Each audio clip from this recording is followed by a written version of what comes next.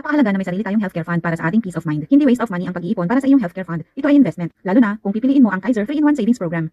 Ang Kaiser 3-in-1 HMO ay isang long-term healthcare plan na kung saan kapag hindi mo nagamit ang hospitalization benefits during the first 7 years, magsisilbing savings or retirement fund mo ito pagdating na maturity.